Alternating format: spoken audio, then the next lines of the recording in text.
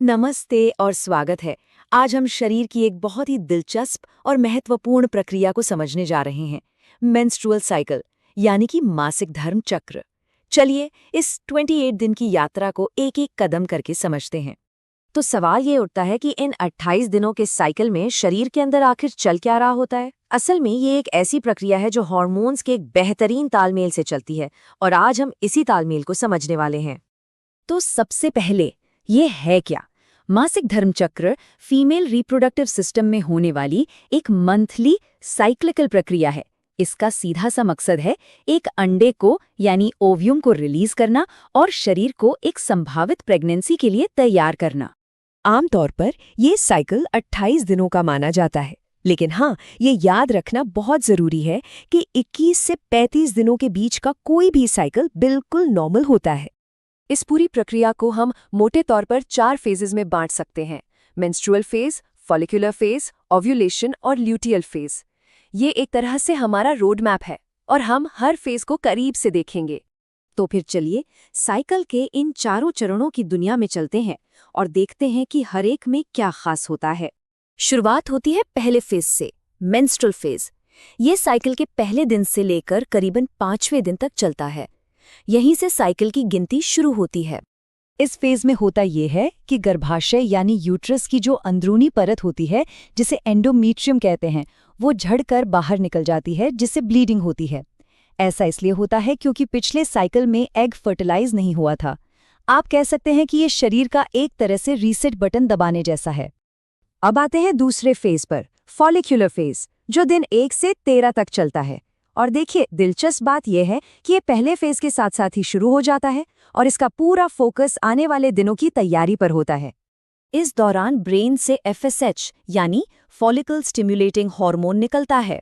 ये hormone ovary में follicles को बड़ा होने में मदद करता है। साथ ही एस्ट्रोजन हार्मोन का लेवल भी बढ़ता है, जिससे गर्भाशय की परत फिर से मोटी होने लगती है। मतलब ये रीबिल्डिंग का फेज है।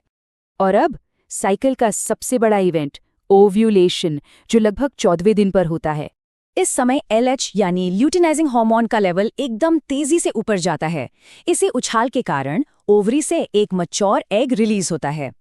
ये साइकिल का सबसे फर्टाइल समय होता है, मतलब इस दौरान प्रेगनेंसी के चांसेस सबसे ज्यादा होते हैं।